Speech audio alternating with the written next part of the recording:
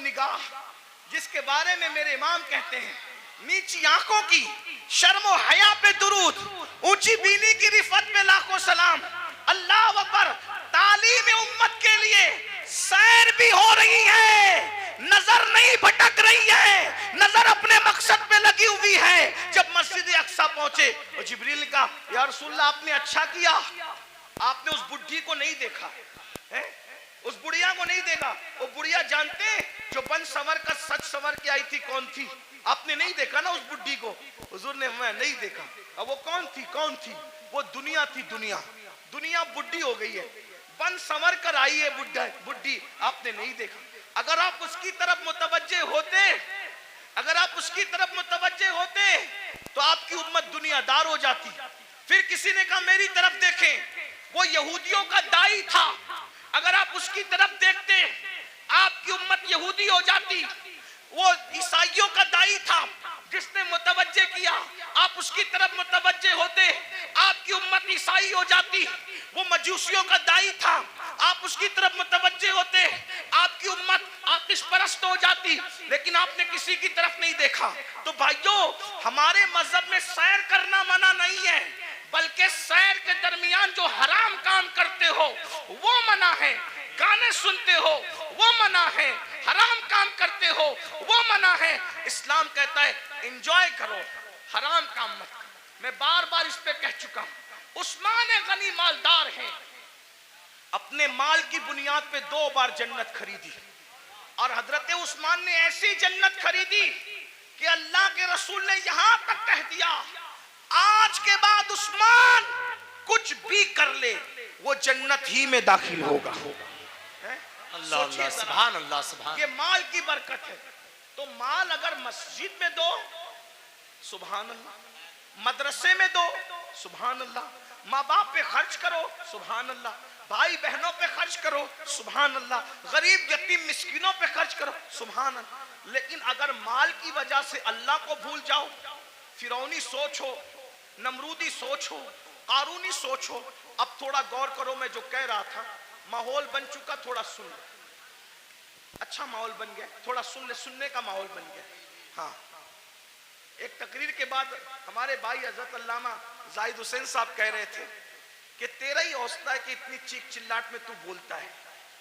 तो मैंने कहा मैं क्या बोलूं, इसलिए कि मैं तो एक ही के लिए बोलता हूं।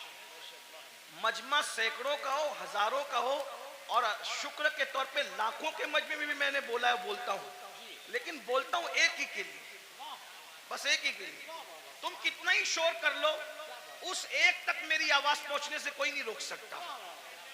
और वो एक है मेरा अल्लाह, और वो एक है उस एक का एक गुंबदे खजरा का मकी। जो पिया को भाई अख्तर वो सुहाना राग है, जो पिया को भाई अख्तर वो सुहाना राग है, जिससे नाखुश है पिया वो रागनी अच्छी नहीं, रागनी अच्छी नहीं। आप कितना भी चिल्लाएं, डिस्टर्ब करें, मैं डिस्टर्ब नहीं होऊंगा, क्योंकि मेरी तवज्जो उस एक की और उस एक के एक की तरफ है ना। लेकिन अगर आपकी तवज्जो भी हो जाए तो आपके साथ मेरी भी बिगड़ी और मेरे साथ आपकी बिगड़ी बन जाएगी। और मैं खुश हूं, मुरादाबाद के गिरदो जवानिब में लोग बहुत अच्छा सुनते हैं, अच्छा जमा होते हैं। इसमें हमारा कमाल नहीं है, इसमें हुजूर सदरुल अफाजिल फखरुल अमासिल अल्लामा सैयद नईमुद्दीन मुरादाबादी की मेहनतों का नतीजा है। हज़रत अल्लामा मुफ्ती अजमल संबली रहमतुल्लाह अलैह की काविशों का नतीजा है। सैयद किफायत अली काफी मुरादाबादी की मेहनतों का नतीजा है। असलाफ ने मेहनत की है, उनके लगाए हुए पौधों को हम पानी देने के लिए आते हैं, इससे ज्यादा हमारी औकात नहीं है।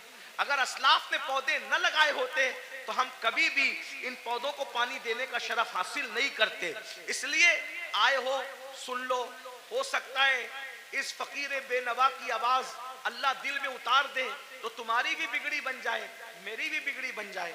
ये माल माल माल माल माल माल माल में डूबे हो तो सब्र करो। 5 करोड़ का बंगला हो, 10 करोड़ का बंगला हो, कितना भी कीमती पलंग हो, सागवान का बनाओ, इसका बनाओ, उसका बनाओ, डॉक्टर कहते हैं आप सीरियस है, आपकी जान को खतरा है, सही कहना वो बंगला छोड़कर हॉस्पिटल में आते हो कि नहीं आते? आते है ना। देखो ये अल्लाह की आजमाइश, इम्तिहान है। और वो हॉस्पिटल हमारे लिए किराए का होता है कि नहीं? किराए का होता है। बहुत घमंडी आदमी है, थोड़ी सी दौलत आ जाती है पैर जमीन पे नहीं टिकती। दौलत देने वाले खुदा को भूल जाता है, इज्जत मिलती है अल्लाह को भूल जाता है, इज्जत देने वाले खुदा को भूल जाता है। भाइयों सोचो ना जरा, मेरे जवानों से खास मुखातिब हूं। जवानों सोचो, तुम कौम का मुस्तकबिल हो, तुम ही हमारी कौम का सरमाया हो। दौलत के नशे में फिरौनी सोच मत पैदा होने दो। बीमार पड़ोगे हॉस्पिटल में एडमिट किए जाओगे। नंबर 1 अल्लाह का पहला इम्तिहान, किराए की बेड पर आके पड़ गए, जिसका किराया 5,000 है, 10,000 है, 25,000 है, कितना भी महंगा किराया है, लेकिन है वो बेड किराए का। नंबर 1। नंबर 2 बंगला कितना भी बड़ा है, लेकिन प्राइवेट रूम हॉस्पिटल का 10 बाई 10 या 20 बाई 20 से ज्यादा का नहीं है। नंबर 3 कितने भी कीमती कपड़े हों,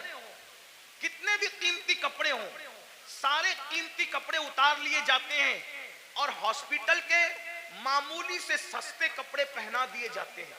यही है। अब अगर सेहत हासिल करके घर पहुंच गए तो सुभान अल्लाह, वरना अगर मरे तो किन कपड़ों में है?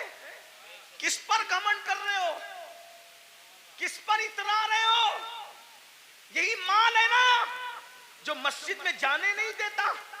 दुकान का शटर बंद करके नमाज के लिए मस्जिद में जाऊंगा तो कितने कस्टमर चले जाएंगे। जालिम सोच, ये माल की हैसियत। माल से बड़ा बेवफा कोई है? माल से बड़ा गद्दार कोई है?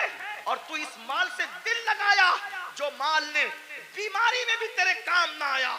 इस महल से दिल लगाया जिसने बीमारी में भी तुझे घर से बेघर कर दिया। हॉस्पिटल के कपड़ों में तू मरा, हॉस्पिटल की 4 दीवारी में तूने आखिरी सांसें ली। ये तेरे माल की औकात है? अरे काश तू माल भी कमाता, लेकिन माल में तू अल्लाह को नहीं भूलता, घमंड नहीं करता।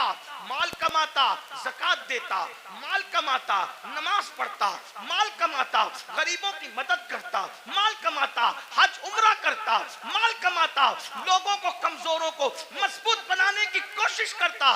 लेकिन अफसोस, इस माल ने मेरी कौम के जवानों को घमंडी कर दिया। उन भाइयों को आगे बढ़ने से पहले एक बात करता हूं, 2 बातें करके बात खत्म कर लूंगा। बस 2 बातें, आखिरी की 2 बातें, एक और एक सुने। एक बार बादशाह हारून रशीद हज के लिए निकला। हारून रशीद बादशाह हज के लिए निकला। न इधर उधर की तू बात कर, ये बता के काफिला क्यों लुटा। मुझे रहजनों से गरज नहीं, तेरी रहबरी का सवाल। पहले मिंबर पे बैठना सीख ले। तो अपनी औकात से बढ़ के कुछ नहीं कहूंगा, लेकिन बहुत दुख की बात है, मिंबर वाले मिंबर पे बैठना सीख ले। बस मिंबर पे तो अब हर आदमी को आप घुसा कर लाते हैं, मियार भी मिंबर का खत्म। हमारे दादा मुर्शिद हुजूर मुफ्ती आजमीन के दौर में मजाल थी कोई अवाम में से पब्लिक पे चढ़ती, मिंबर पे चढ़ नहीं। हुजूर मुजाहिद मिल्लत के दौर में मजाल थी, कोई मिंबर पे नहीं।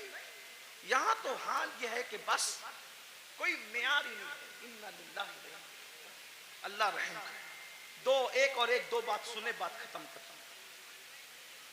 हारून रशीद जैसा बादशाह, वो सिर्फ करोड़पति, अरबपति, फैक्ट्री और जो है वो कारखानों का मालिक नहीं था।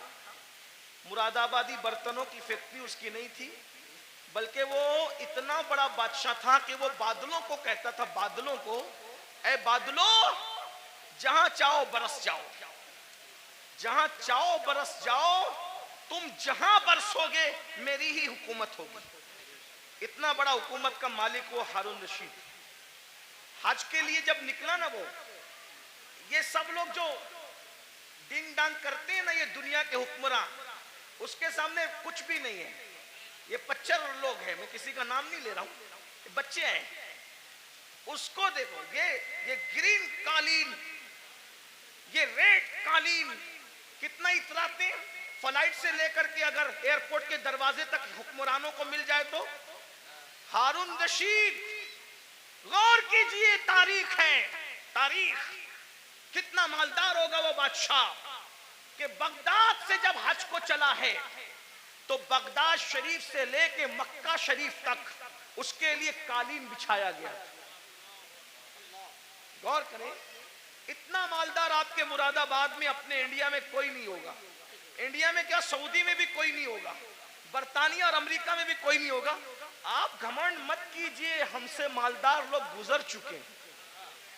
उसका हज कितना कर्रो फर वाला था, कितना कर्रो फर वाला था। मैं अभी आपको बहुत करंट लगने वाली गुफ्तगू करूंगा।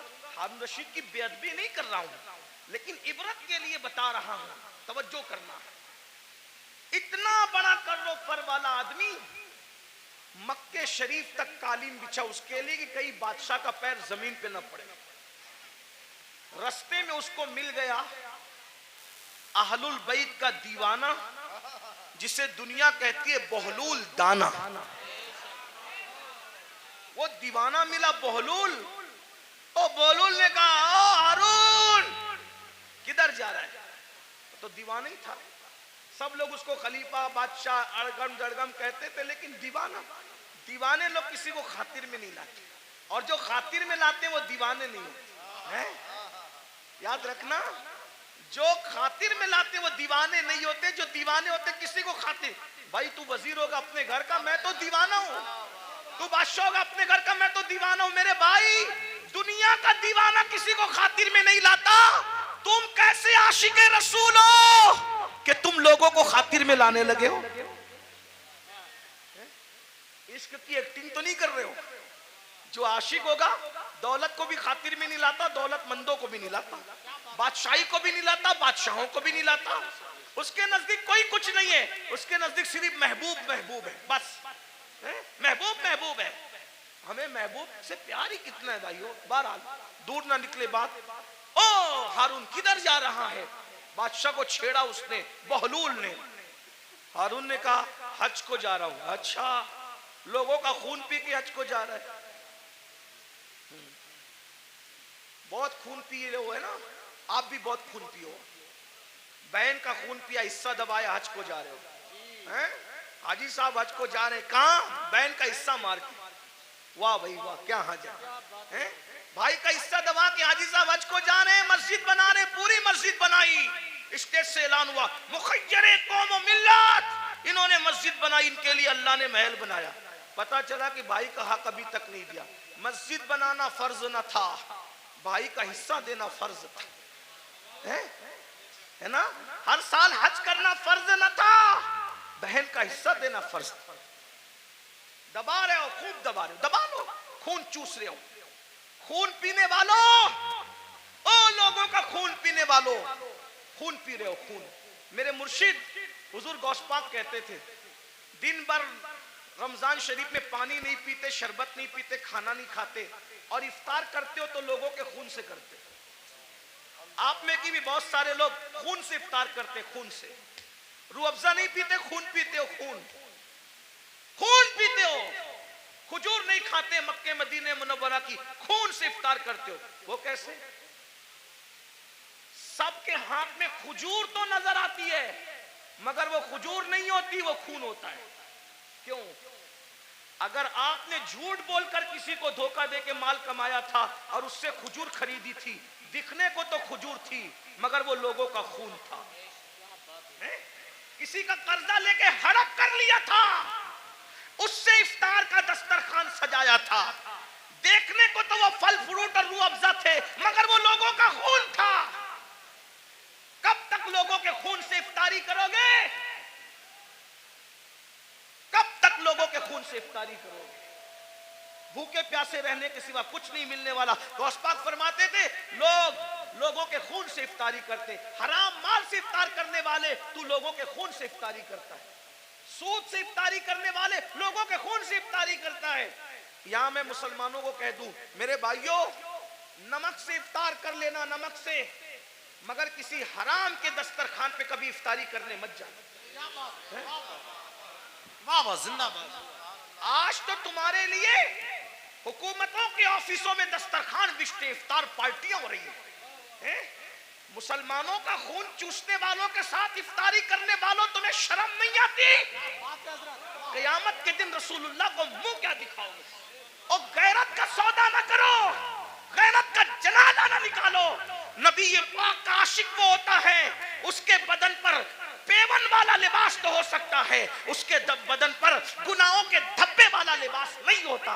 गैरत सीखो, गैरत। इकबाल ने कहा था, ऐ ताहिरे लाहौती, उस रिस्क से मौत अच्छी जिस रिस्क से आती हो परवाज में पहुंचाए। क्या बात हजरत, जिंदाबाद जिंदाबाद, वाह वाह वाह। बहरहाल हारून से बहलूल ने कहा, मैं बहलूल की बात नकल कर रहा हूँ, हारून की कोई तौहीन नहीं करो। अगर कोई हारून का चाहने वाला हो तो प्लीज वो मेरे ऊपर कोई इल्जाम नहीं। मैं सिर्फ हारून की बात इबरत के, और जो बात इबरत के तौर पे कही जाती है कोई बेहदवी नहीं। तो क्या लोगों का खून चूस के, बादशाह था ना भाई, खून चूस के जा रहा है आज को। हारून ने कुछ नहीं कहा। और बहलूल ने कहा, बड़ा घमंड है ना तेरी हुकूमत पर।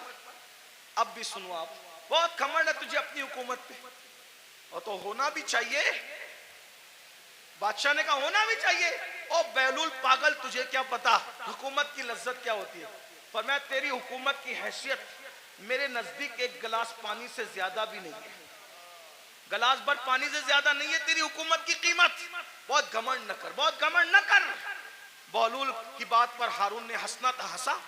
जैसे हम लोग की बात पे भी लोग हंसते हैं। हम लोग जब इस तरह की बातें करते हैं लोग हंसते हैं, मौलवी लोग को देखो पागल हुए हैं, दौर इतना तरक्की कर गया, ये अभी तक यही करते हैं। कब्र में क्या होगा, हश्र में क्या होगा, और ये क्या होगा, वो क्या होगा। देखो दुनिया तरक्की कर रही है, दुनिया पिज्जे खा रही है, अभी ये कब्र के बिच्छुओं को लेके बैठे। ठीक है, जो कहना है कह लो, लेकिन नबी ने जो कह दिया वही होगा। पिज्जा खाने वाले हो, बर्गर खाने वाले हो, बिरयानी खाने वाले हो, या फाका करने वाले हो, या रोजा रखने वाले हो, कब्र में जाओगे। जिसके लिए नबी ने जो कह दिया सो वही हो करके रहेगा। मौजिज़ा मेरे नबी का कह दिया तो हो गया, आपने कतरे को दरिया कह दिया तो हो गया। तुम्हारे मुंह से जो निकली वो बात हो के रही, उन्होंने जो कहा वो हो करके रहेगा। और बहलूल ने कहा, तेरी हुकूमत की कीमत एक गिलास पानी से ज्यादा की नहीं है, बड़ा घमंड मत कर, इतरा मत। उसने कहा एक गिलास पानी कहाँ? कहा ये बता। हारून को कहा बता, अगर तू रास्ता भटक जाए तो सफर में जाना हज के, रास्ता भटक जाए, खाना पीना खत्म हो जाए, तेरे सारे चमचे वमचे बिखर जाए, तू अकेला पड़ा रहे, पानी ना मिले, खाना ना मिले, मरने के करीब आ जाए, और उस वक्त तेरे पास कोई आगे कहे कि हारून मैं तुझे एक गिलास पानी पिलाऊंगा, बोल कितने में खरीदेगा? बोल कितने में खरीदेगा एक गिलास पानी? वो पानी पिलाने वाला बोलेगा मैं आधी हुकूमत मांगता हूं तुझसे और एक गिलास पानी तुझे देता हूं, बोल खरीदेगा कि नहीं खरीदेगा? हारून ने कहा ओ पगले बहलूल, जान है तो जहान है, अगर मर गया तो कहां हुकूमत में रहेगी और क्या क्या रहेगा? तो मैं एक गिलास पानी को आधी हुकूमत दे के खरीद लूंगा, क्योंकि भाई आधी दे के खरीदा, आधी तो बची, आधी से तो लुत्फ उठाऊंगा।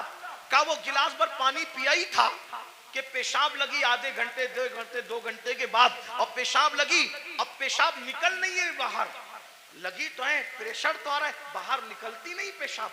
ऐसे में कोई आकर कहे मैं ऐसा नुस्खा जानता हूं, अगर वो चुटकी तुझे खिला दूं तो अभी पेशाब हो, लेकिन वो नुस्खा जो चुटकी भर खिला करके तुझे पेशाब करवाना है, आधी हुकूमत देगा तो मैं वो नुस्खा तुझे दूंगा, वरना नहीं दूंगा।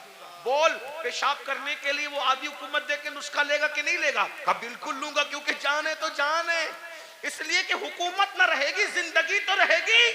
तो कहा अल्लाह से डर, जिस हुकूमत की कीमत एक गिलास पानी नहीं, उसको तू इतना चाहता है कि अल्लाह को भूल गया है? बताओ हारून रशीद की कब्र पर कितने लोग जाते हैं फातिहा करने? कितने लोग हारून रशीद के नाम पे न्याज करते हैं? हारून रशीद के नाम पे कितने लोग जलसा करते हैं? कितने लोग जुलूस करते हैं? बोलो है? कितने लोग उसकी मुरीदी का ऐलान करते हैं?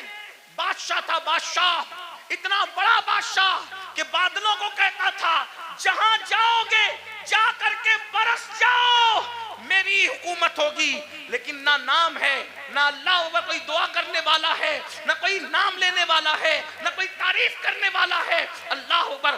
फिर कह रहा हूं, तौहीन के तौर पे नहीं, इबरत के तौर पे कह रहा हूं, है कोई उसके नाम का जलसा जुलूस करने वाला?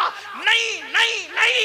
बताओ, जब इतने बड़े बादशाह का कोई नाम लेवा नहीं है, जबकि उसकी जिंदगी में कुछ तकवा भी नजर आता है, लेकिन अल्लाह अकबर, उस मर्द कलंदर को देखो जो मदीने मुनव्वरा से एक लिबास पहन कर आया था और पूरी जिंदगी उस पे गुजार दिया और 90 लाख को ईमान की दौलत अता कर दी।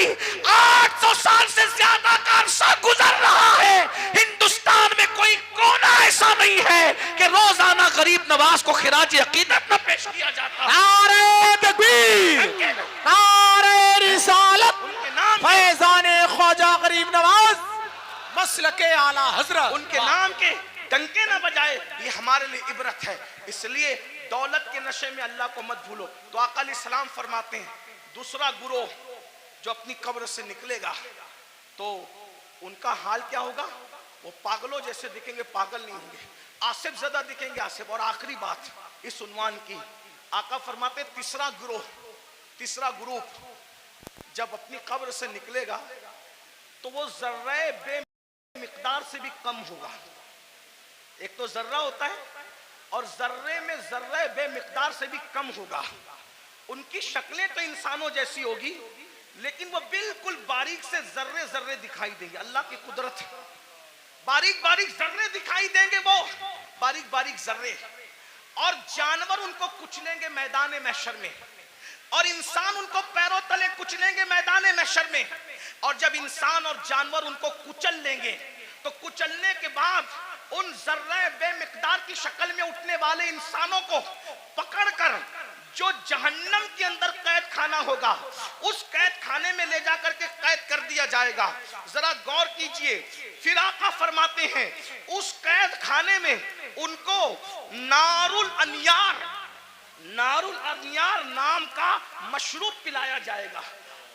एक तो जर्रे बेमिकदार में उनको उठाया जाएगा, इंसान और फरिश्ते उनको पैरों तले कुचलेंगे, फिर उनको पकड़कर जहन्नम के कैद खाने में ले जाया जाएगा, उसमें उनको नारुल अनियार पिलाया जाएगा। सहाबा ने पूछा, या रसूल अल्लाह, ये नारुल अनियार क्या है? तो आका फरमाते हैं ये जहन्नमियों का खौलता हुआ पीप है जो उनके जिस्म से निकलेगा, और जहन्नम की सड़ी हुई आग है जो उनकी गिज़ा बनेगी। सहाबा ने पूछा, आका वो जर्रे बेमिकदार वाले लोग और वो जहन्नम के अंदर कैदी लोग, नारुल अनियार पीप पीने वाले लोग, जहन्नम की सड़ी हुई आग खिलाई जाने वाले लोग, वो कौन होंगे? तो आका फरमाते हैं वो दुनिया में वो लोग होंगे जो घमंड करते होंगे, तकब्बुर करते होंगे। मैं चौधरी, चौधरी का बेटा, मैं मालदार, मालदार का बेटा, मैं पढ़ा लिखा, पढ़ा लिखे का बेटा। इल्म पर घमंड करने वाले, अमल पे घमंड करने वाले, नसब पे घमंड करने वाले, तकवे पे घमंड करने वाले, किसी किस्म का घमंडी होगा, कयामत के दिन उसको जर्रे बेमिकदार में उठाया जाएगा। ऐ मेरी जवानों, आपसे पूछता हूँ, ये घमंड ही तो है जो आपको उलमा के करीब नहीं होने देता, ये तकब्बुर ही तो है जो लोगों को आज दिन से करीब नहीं होने देता। थोड़ी सी दौलत आ गई, गरीब रिश्तेदारों को भूल गए, घमंड कर रहे हैं। थोड़ी सी डिग्री आ गई, दीनदारों को हकीर समझ रहे हैं। अभी देखो ये बच्चे जो हाफिज कुरान हुए, कोई इज्जत नहीं हमारे समाज में, आलिमों की और हुफ्फाज की कोई इज्जत नहीं। जबकि हम इनको क्या कहते हैं? नायबे रसूल। कागज पे कुरान लिख दिया जाए तो उसको सर पे रखा जाता है, और सीनों पे कुरान लिख दिया जाए है? तो उनको मस्जिद में वो लोग आके बात सुनाते हैं, घर में जिसकी बीवी उसकी बात नहीं सुनती। कागज का लिखा हुआ कुरान सर पे आए, सीनों पे लिखे हुए कुरान की क्या कद्र कर? भाइयों, कद्र करना चाहिए। ये जो बेकदरी उलमा की करते हो, बेकदरी हुफ्फाज की करते हो, दीनदार तबके, आप लोग नहीं करते, आप लोग तो बहुत मोहब्बत करते हैं, लेकिन इंटरनेट के जरिए से आवाज वहां तक पहुंचती है जो घरों में बैठे हैं, जो हमें सुनना नहीं चाहते। इंटरनेट के बहुत से नुकसानात है, लेकिन कुछ फायदे ये भी हुए कि जो तबका हम लोग की आवाज से नफरत करता था वो भी कहीं ना कहीं चुपके चुपके सुनने लगा, और कहीं ना कहीं बर्फ पिघलने लगी। हाँ, ये हो रहा है फायदा, कुछ नुकसान भी हुआ। हाँ, इसीलिए आपसे कहता हूं, इंटरनेट के सामने बैठते हो तो बड़े वकार से बैठा करो, आपके बैठने से किसी को हिदायत भी मिल सकती है और मिंबर पे लड़ने से किसी का ईमान भी जा सकता है। इसका ख्याल रखना, इसलिए कि आपको अपने बेगाने सब देख, आपकी छोटी सी मिंबर पर की हुई झड़प किसी ईमानदार को कुफ्र तक ले जा सकती है, इतना याद रखना। इसलिए जरा होश से, मिंबर पे कोई लड़ने आए तो उससे हाथ जोड़ के कहो मैं हार गया, तू जीत गया। इसलिए कि मैं हारा हुआ कहलाऊंगा चलेगा, लेकिन मेरी वजह से कोई मेरे मसलक और मजहब से बेजार होकर के कुफ्र की तरफ जाए, मुझे ये गवारा नहीं। इसका ख्याल रखा जाए, बहुत हमें ख्याल करना होगा, क्योंकि हमें लोग देखती है, दो आंखें देखती है तो लोग इतना मोहतात होते हैं, ये हजारों आंखें देखती। ये इंटरनेट की जो है वो नहुसत या जो वो निफासत कुछ कम नहीं है, इसकी नहुसत भी बुरी है, इसकी निफासत भी बड़ी है। लेकिन इतना याद रखें, ये दो आंखें नहीं देखती इंटरनेट पे बैठने वालों को, करोड़ों आंखें देखती है, और आप उनका तसव्वुर नहीं कर सकते कि कौन कौन देखता है। इसलिए मिंबर पर हम खुदा के लिए 2 घंटे ही सही इस तरह बैठें कि हमारे बैठने को देखकर लोग मजबूर होके कहे, जब ये इस तरह बैठता है तो गरीब नवाज कैसे बैठते हैं, ये इस तरह बैठता है तो गौसे आजम कैसे बैठते हैं, ये इस तरह बैठता है तो इमाम अहले सुन्नत कैसे बैठते हैं। ये हमारा अंदाज होना चाहिए, अल्लाह करे हमें तौफीक मिले। लेकिन गुरूर और घमंड का क्या किया जाए। आज हमारा जवान तबका, नई नस्ल उलमा का मजाक उड़ा रही है, हुफ्फाज की इज्जत नहीं कर रही है। मेरे जवानों, अगर दौलत के नशे में घमंड किया, हुस्न के नशे में घमंड किया, किसी भी किस्म का तकब्बुर किया, तो अल्लाह के रसूल फरमा रहे, कब्र से जर्रे बेमिकदार की शक्ल में उठोगे, बेमिकदार, और पूरा मैदान महशर तुम्हें पैरों तले कुचलेगा, जहन्नम की कैद में डाले जाओगे, नारुल अनियार जहन्नम का पीप खोलता हुआ पिलाया जाएगा, जहन्नम की सड़ी हुई आग खिलाई जाएगी। इसलिए खुदा के लिए घमंड छोड़ दो, तकब्बुर छोड़ दो, और सोचो मैं इंसान हूं और सिर्फ इंसान, मैं इंसान हूं और सिर्फ इंसान हूं। और इंसान क्या है? मिन नुत्फा, इंसान को अल्लाह ने नापाक कतरे से पैदा किया, इंसान को अल्लाह ने सड़ी हुई मिट्टी से पैदा किया। मेरे भाई, सड़ी हुई मिट्टी और नापाक कतरे से तू पैदा हुआ है। अगर इबादत करके तू अल्लाह को मना ले तो तू फरिश्तों से बेहतर है, और अगर तू अल्लाह को राजी न कर सका तो फिर माज़अल्लाह तू जानवरों से भी बदतर है। जो आखिरी बात कहने के लिए कहा था, वो आखिरी बात ये है, इमाम गजाली के उस्ताद थे, इमाम गजाली के उस्ताद, गजाली जैसी हस्ती जिसने 500 से ज्यादा उस दौर में किताब लिखी, आज से 900 साल पहले, और उनकी किताबें आज भी दुनिया में मौजूद है। तो इमाम गजाली के उस्ताद थे, उनके सामने एक नौजवान छोकरा लड़का अकड़ के चल रहा था। कुरान कहता है, वला तमशी फिल अर्दी मरहा, जमीन पे अकड़ के मत चलो, अकड़ के मत चलो। आजकल के लड़के बाइक पे बैठते हैं, थोड़ा जिम विम करके बाजू बना लिए हैं, तो वो बाजुओं पर फूल पत्तियां पता नहीं क्या क्या बना लेते हैं। ये हराम है, हराम। अल्लाह के रसूल अलैहि सलाम ने फरमाया, गूंदने वालों पर और गुंदवाने वालों पर, दोनों पर अल्लाह की लानत। हाँ, ये गूंदने गुंदाने का सिलसिला पहले इस्लाम के दुश्मन लोग करते थे, हमारा काम नहीं है। गूंदना गुंदवाना हमारा काम नहीं। हमारे बाजुओं पर निशान नहीं होते, हमारे चेहरों पर सजदों के निशान होते हैं, और वो भी काले निशान नहीं, अनवार के निशान होते हैं, चमक होती है। सीमाहुम फी वुजूहिम मिन असरिस सुजूद, चेहरे चमकते हैं। जिम करो, मजबूत बनो, ताकतवर बनो। मैं तो कहता हूं, हमारा मजहब ताकतवर लोगों का मजहब, हमारे कमजोर लोग हैं ही नहीं। हमारा अल्लाह भी ताकत वाला, ला हौला वला कुव्वता इल्ला बिल्लाह, हमारा अल्लाह ताकत वाला, हमारे रसूल ताकत वाले। एक शख्स ने मुझसे ट्रेन में कहा कि मेरे फौला ने हिमालय उठाया। मैंने कहा अच्छी बात है, लेकिन मैं मुतासिर नहीं। कहा क्यों?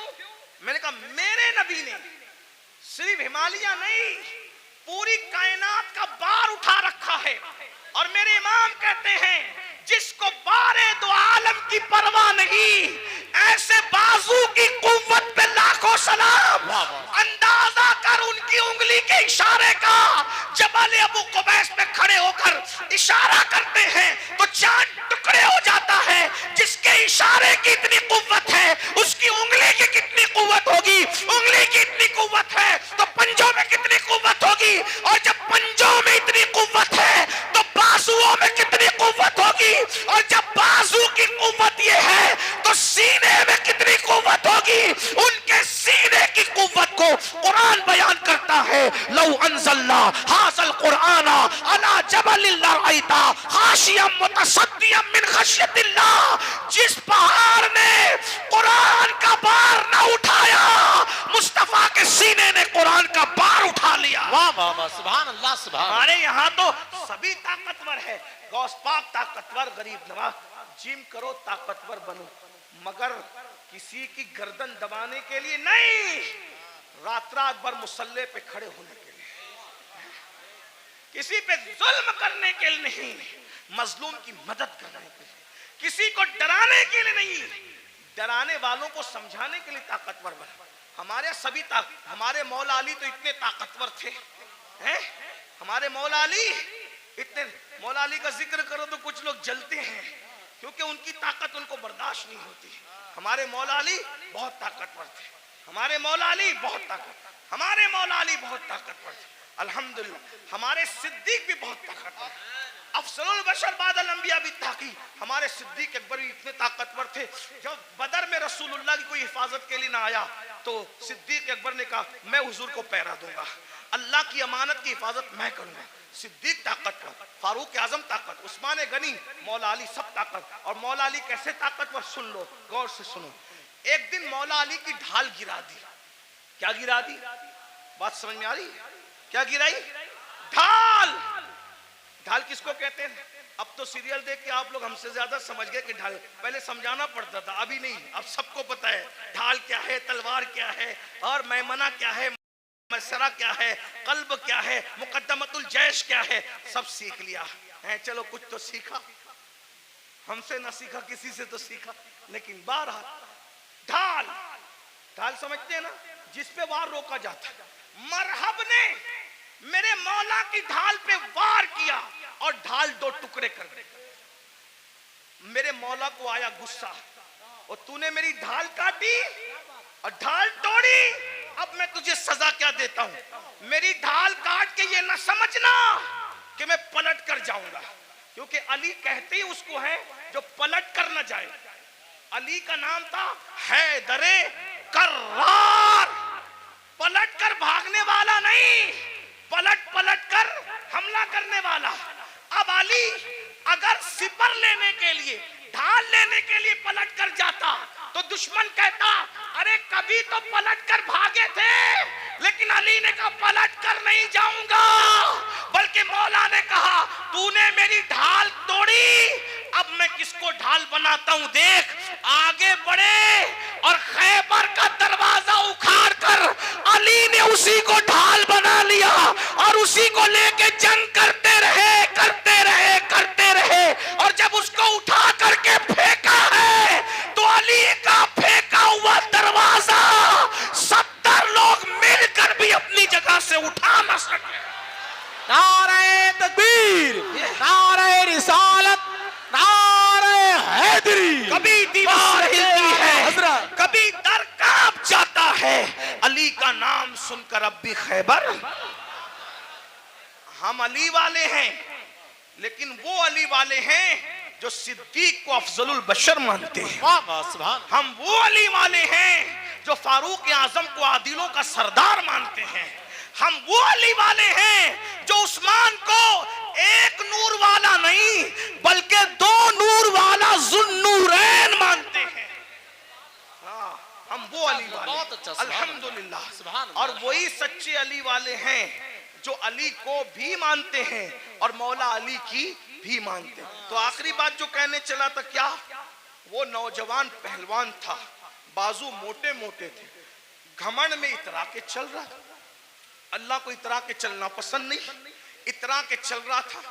इमाम गजाली के उस्ताद ने कहा ए लड़के, इतरा कर घमंड से मत चल, उसने पलटकर नसीहत नहीं मानी और हजरत को कहा, आप मुझे जानते हैं मैं कौन हूं?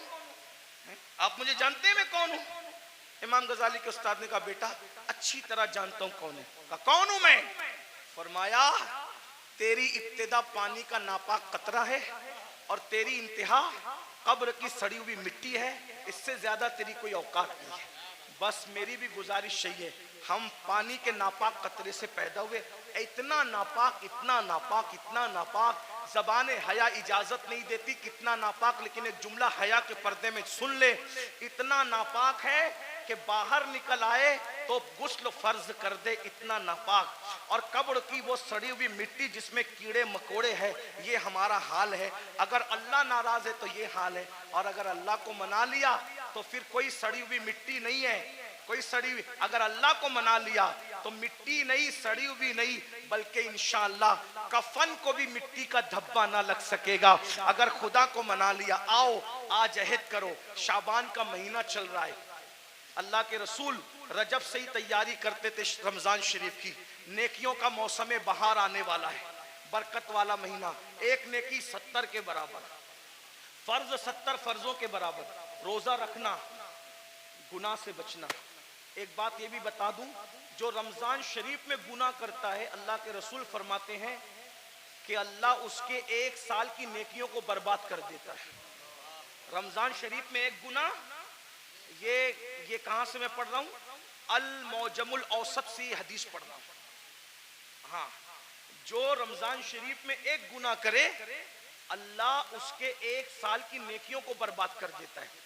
इसलिए रमजान शरीफ में जहाँ मुस्लिम अक्सरियत है, बड़ा मजा आता है। हमारे गांव में भी बड़ा मजा आता है, 80% हुजूर के गुलाम रहते हैं, मजा आता है। मुंबई में भी रमजान शरीफ का मजा आता है, मुरादाबाद, संबल, इधर भी रमजान शरीफ का मजा है ना। क्या बाजार सजते हैं, क्या इफ्तार लगती है, लेकिन ये बाजार है। असल रमजान शरीफ की बहार उसकी है जो गुनाह से बच जाए, इबादत करके अल्लाह को राजी कर। क्या बात है हज़रत, सुभान अल्लाह। रोजा रखना, हो सके तो रमजान शरीफ में तहज्जुद, सहरी को उठती है तो तहज्जुद का एहतिमाम करना। मेरे आका फरमाते हैं जो तहज्जुद पढ़ता है, आका फरमाते हैं इंशाअल्लाह वो बेहिसाब जन्नत में दाखिल होगा। तो नहीं साल भर पढ़ सकते तो रमजान शरीफ में 2 ही रकत पढ़ लेना, ज्यादा उसके यहाँ बहुत ज्यादा की जरूरत नहीं है, वो बहुत थोड़े अमल पे राजी हो जाते हैं। सहरी में उठो, जल्दी से 5 मिनट पहले उठ जाओ, वुजू करो, 2 रकत पढ़ो तहज्जुद, दोनों में 3-3 बार कुल अल्लाह पढ़ो और अल्लाह से कहो। अल्लाह कहता है मैं पहले आसमान पे तजल्ली करता हूँ, पहले आसमान पे रात के आखिरी हिस्से में तजल्ली करता हूँ और कहता हूँ मांग क्या मांगता है, जो मांगेगा तू, तो जो मांगते हो। लेकिन उस वक्त तो सहरी में आप क्या करते हैं, उस वक्त भी आप व्हाट्सएप, लोग उस वक्त भी ऑनलाइन रहते, जरूरत के तहत रहते हो, अच्छी बात है। उस वक्त अल्लाह फरमा रहा है मांग मैं दूंगा, आप ऑनलाइन हो। इफ्तार के वक्त तो आवाज आ रही है जो मांगेगा दूंगा, आप ऑनलाइन हो। रमजान शरीफ का फायदा उठाओ, एक बार दुरूद शरीफ पढ़ो, 70 बार दुरूद का सवाब। रमजान शरीफ के लिए तैयारी, अभी से तौबा करो, इस्तिगफार करो, आज से पहले जो हुआ, जो गुनाह हुए सबसे माफी मांगो, तौबा करो और नमाज के पाबंद बनो। सोच ये तय कर लो, आज कौन सी तारीख है शाबान की, 4 तारीख है ना, 4 गुजरी। ये 4 क्या है पता है तुम्हें, ये 4 शाबान तुम्हारे और मेरे इमाम हैं, इमाम हुसैन की विलादत की तारीख है। सुभान अल्लाह, सुभान अल्लाह। मौलूद हुसैन पाक का दिन गुजरा आज, मिलाद हुसैन, सैयदा के आंगन में जो दूसरा फूल खिला था, हैं, गौर कीजिए। तो आज से ये अहद कर लो कि मैं नमाज की पाबंदी करूंगा, लेकिन नमाज पढ़ूंगा तो किसके पीछे, जिसका अकीदा मेरे अकीदे की तरह होगा, उसके पीछे नमाज। यानी मैं नबी को जिंदा मानता हूं तो मुझे इमाम भी वही चाहिए जो नबी को जिंदा मानता है। मैं नबी को आलिमे माकाना व मा यकून मानता हूं तो मुझे इमाम भी वही चाहिए जो नबी को माज अल्लाह पीठ के पीछे इल्म का दाना ना दे, बल्कि नबी को वो ये माने कि ये सब चीजें तो बहुत छोटी मोटी है, जिसकी निगाह से खुदा की जात ना छुपी उसकी निगाह से कौन सा इल्म छुप सकता है। और अगर बरेली के ताजदार के लहजे में कहे तो यूं कह ले कि और कोई गैब क्या तुमसे नेहा हो भला, जब ना खुदा ही छुपा तुम पे करोड़ों दुरूद। तो इमाम कौन सा चाहिए, बस ये जो आपका अकीदा वो आपके इमाम का अकीदा। बस आखिरी बात कह दूं, लोग क्या करते हैं, मैं तो नबी को जिंदा मानता हूं, मैं तो नबी को हाजिर और नाजिर मानता हूं, मैं तो नबी को अफजलुल रुसुल मानता हूं, मैं तो नबी को खैरुल बशर मानता हूं, लेकिन मैंने हर किसी के पीछे नमाज पढ़ लेना। मैंने कहा भाई, जिस मुवक्किल का वकील उसके खिलाफ हो, उसका मुकदमा वो कैसे जीत सकता है? मिसाल के तौर पे बात इतनी है कि मुवक्किल किसको कहते हैं? जिसके आगे वकील खड़ा हो। मुवक्किल कहे मैंने कत्ल नहीं किया और वकील कहे कि मेरे मुवक्किल ने कत्ल किया, तो बोलो बचाएगा कि फंसाएगा? हैं? मुवक्किल अलग बोल रहा है, वकील अलग बोल रहा है, बचाएगा कि फंसाएगा? अरे जब दुनिया की कोर्ट में मुवक्किल और वकील की अलग अलग बात फंसा देती है, तो कुदरत की अदालत में इमाम का अकीदा अलग है, मुक्तदी का अकीदा अलग है। बोलो तुम्हारी नमाज को बचाएगा कि फंसाएगा? अब तुम्हारे ऊपर है। नमाजें बचाना चाहते हो तो सदरुल अफाजिल जैसे वाले अकीदे के पीछे नमाज पढ़ना, और अगर नमाज को फंसाना चाहते हो तुम जानो, तुम्हारा काम जानो। हम अपनी जिम्मेदारी पूरी कर चुके। अल्लाह दौरान गुफ्तगू अगर कोई गलती हो तो हमें माफ करे। अस्तगफिरुल्लाह व मा अलैना इल्लल बलाग। अस्सलामु अलैकुम व रहमतुल्लाह।